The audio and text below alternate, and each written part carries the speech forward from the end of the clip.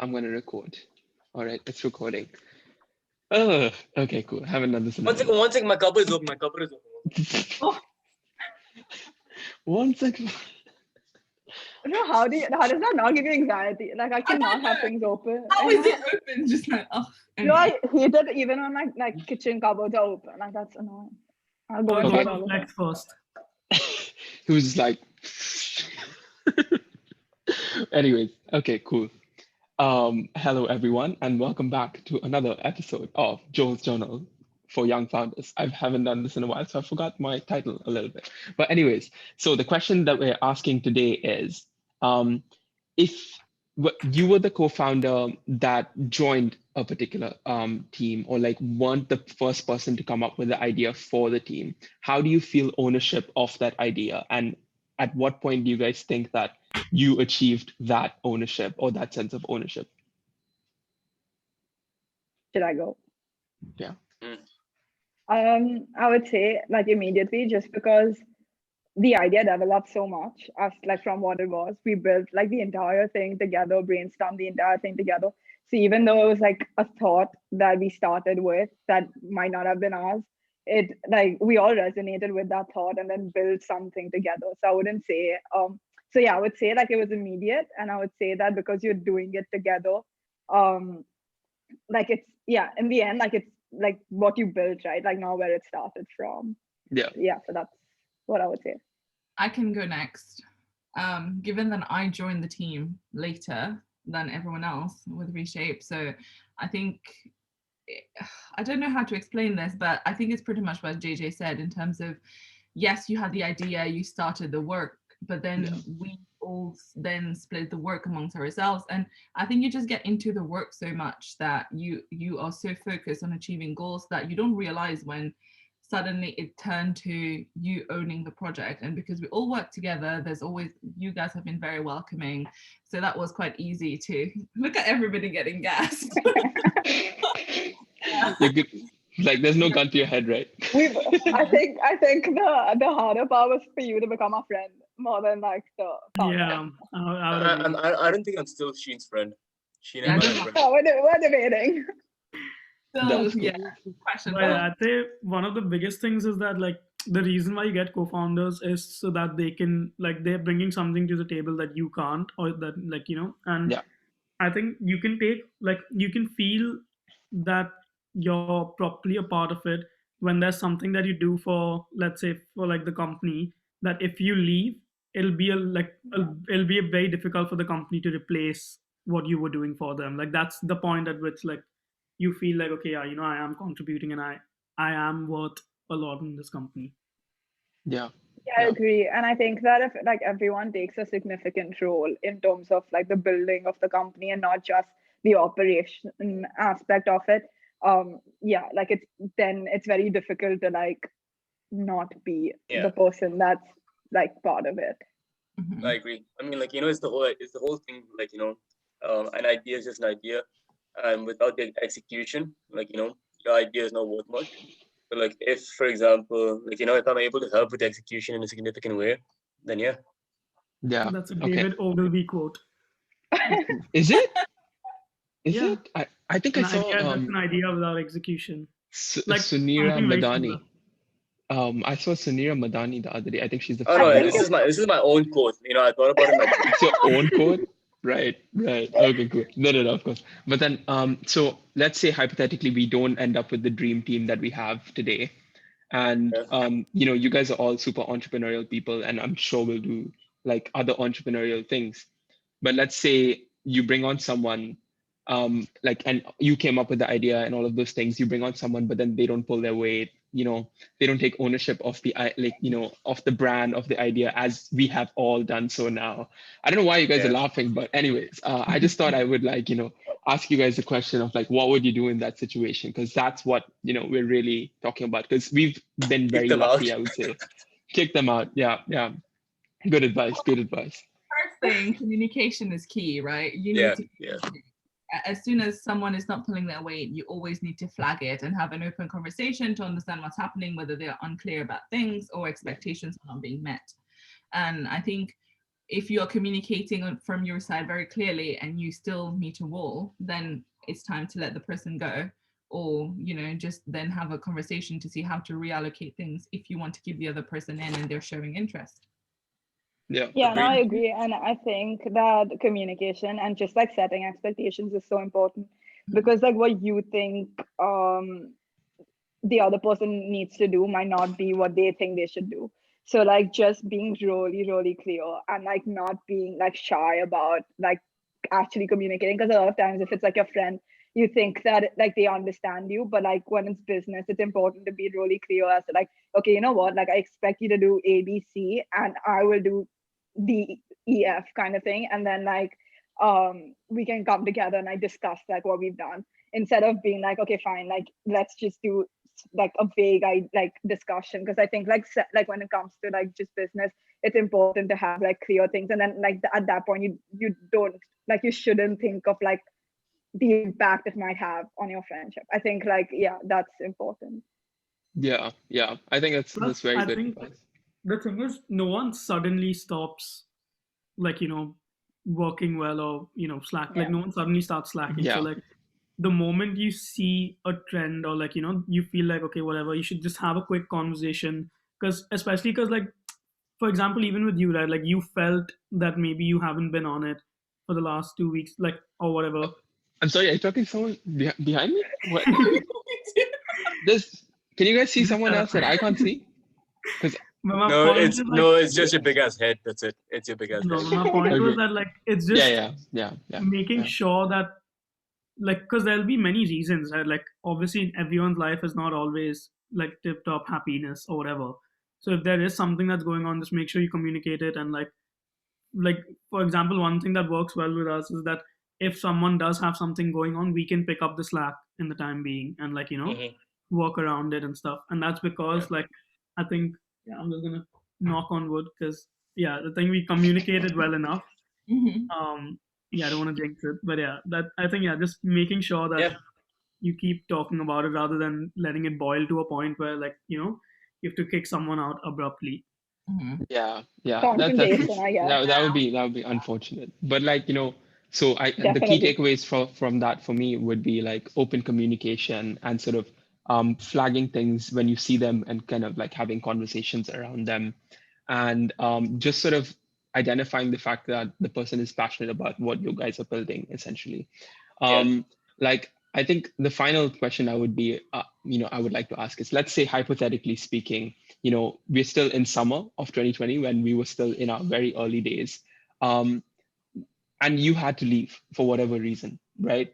What do you feel about like the kind of ownership that you have in that particular company going, like, given that it's a 10-20 year journey, like, how would you sort of approach that conversation with someone, with a co-founder? I mean, wait, are you asking like, what would we do about our ownership, or like?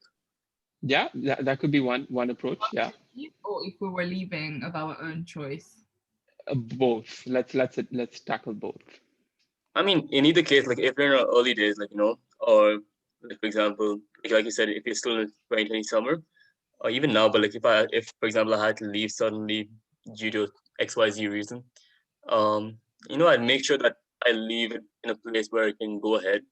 Like, I'd make sure I transfer everything that I know in terms of knowledge and resources, and then again in the future, whenever I can, help, but not have any more control in terms of decisions, because again, it's not fair, because I won't be part of operations. So Yeah, I think one important thing is accounting for like the handover transition period. Because that's like something like, for example, if any of us leave today, there will be so many tasks that we're doing that like the others might, like, they know of, but like they don't know the exact process. So just that transition, one thing. And secondly, like, if I had to, like, let's say, leave for whatever reason, I would try my best to find someone who could possibly be like a replacement. Like, and provided that, like, for example, it also depends a lot on the reason I'm leaving, right? Like, for example, if it's because I'm not clicking with the co-founders, or it's just not a good fit, then I might not try and find someone, because if I don't understand them, I'm not going to be able to find a replacement. But if it's because I have like personal stuff, then I'd find someone that they can possibly look at. Yeah, I think it depends on like the circumstance of like leaving.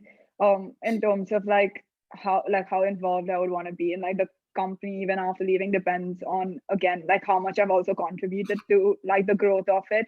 If it was like back in June of 2020 when we just started, like we've changed so much and grown so much since then. So like obviously I have no right to like have ownership of what they've done like throughout the process to come to like what it is now.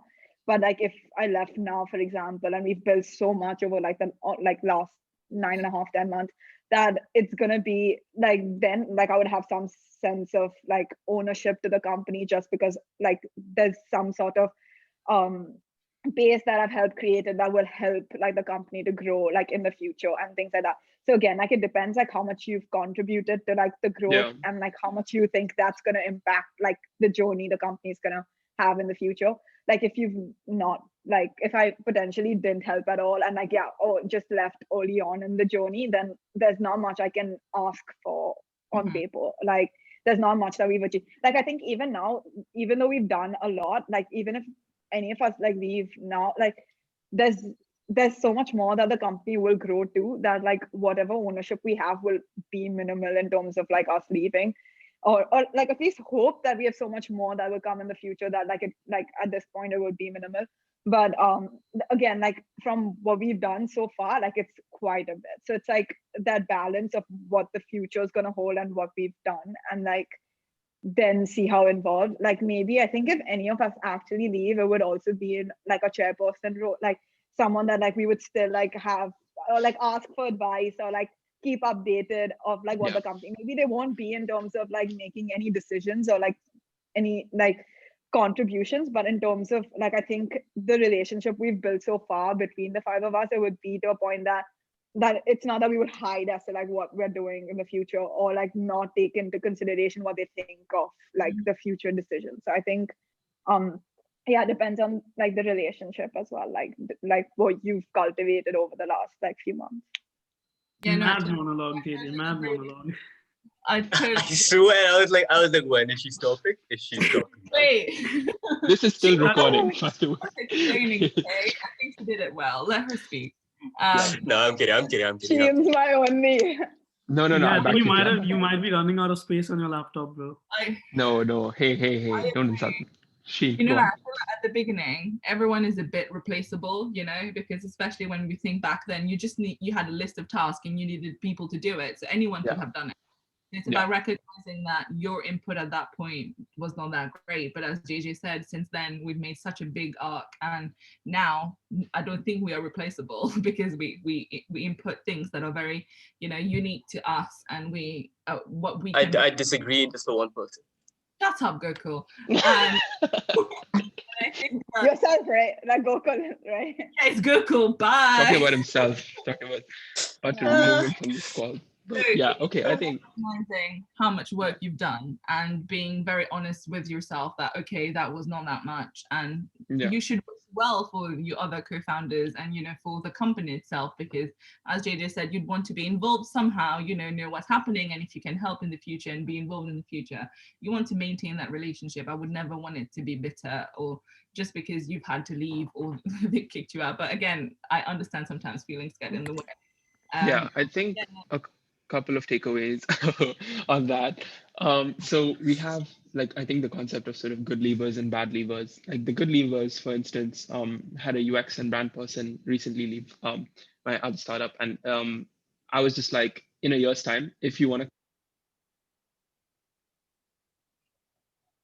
Can't Did hear it you. audio just cut I out? can't hear him. Me. He's just talking. Don't stop talking. We can't hear you. One sec.